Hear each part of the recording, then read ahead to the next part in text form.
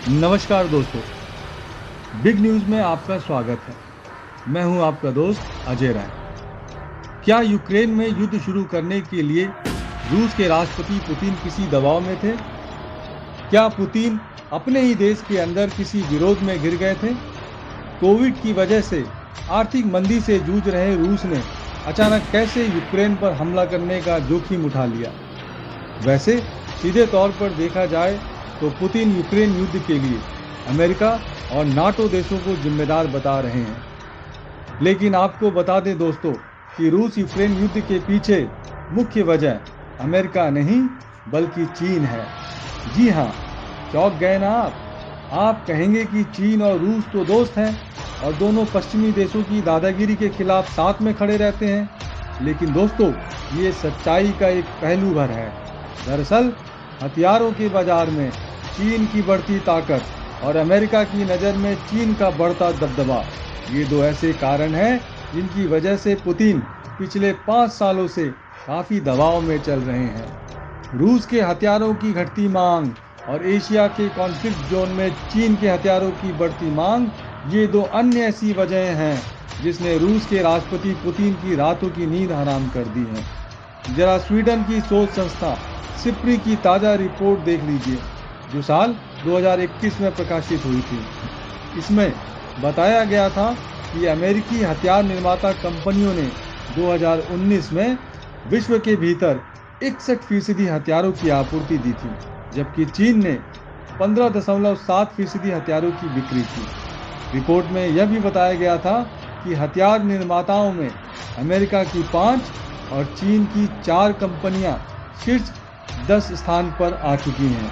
इनमें से 7वें नंबर पर ब्रिटेन की BAE सिस्टम है। यानी इस लिस्ट में रूस की सबसे बड़ी सरकारी हथियार निर्माता कंपनी रोसोबोरोनेक्सपोर्ट का कहीं नाम नहीं है, और यही पुतिन की सबसे बड़ी चिंता की वजह बन गई है। रूस अभी तक दुनिया का दूसरा सबसे बड़ा हथियार बेचने वाला देश है, परंतु चीन की बढ़ती ताकत ने उसे बैकफुट में ला दिया है।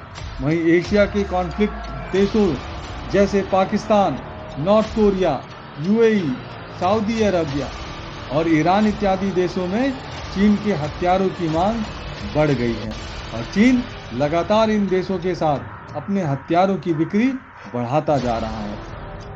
वहीं रूस के लिए सीरिया, अफगानिस्तान और इराक के बर्बाद हो जाने के बाद से इन देशों में रूस के हथियारों की मांग लगभग खत्म हो गई है। रूस अब केवल कुछ अफ्रीकी देशों में ही अपने हथियार बेच रहा है। रूस के हथियारों का सबसे बड़ा खरीदार भारत है, लेकिन पिछले कुछ वर्षों से भारत ने रूस के अलावा फ्रांस, US और इजराइल के साथ बड़े हथियार सौदे करके रूस पर से अपनी निर्भरता कम करने लगा है। प्रधानमंत्री मोदी जी ने मेक इन इंडिया कैंपेन के तहत साझा भागीदारी में देश में ही अत्याधुनिक हथियार बनाने की पहल की है, जिससे रूस बैकफुट में आ चुका है। रूस को अपने हथियार बेचने के लिए कॉन्फ्लिक्ट जोन का कोई पार्टनर नहीं मिल रहा है। आपको बता दें कि कॉन्फ्लिक्ट देश वह होता है जो देश किसी न किसी वजह से युद्ध में फंस सकता है। चीन ने अब उन देशों में फोकस करना शुरू कर दिया है जहां रूस अपने हथियार ज़्यादा बेचता था, जैसे नॉर्थ कोरिया, म्यांमार और UAE। और यही वजह है चीन और रूस के बीच एक तरह से हथियार बेचने को लेकर कॉन्फ्लिक्ट पैदा हो चुका है। रूस का यूक्रेन पर अटैक रूस के हथियारों की नुमाइश भर ही है, ताकि हथियारों के मार्केट में रूस अपना दबदबा फिर से कायम कर सके। आज बिग न्यूज़ में बस इतना ही दोस्तों। वीडियो अगर आपको पसंद आया है तो इसे लाइक, शेयर और कमेंट जरूर करें। साथ ही हमारे चैनल को सब्सक्राइब भी करें। नमस्कार।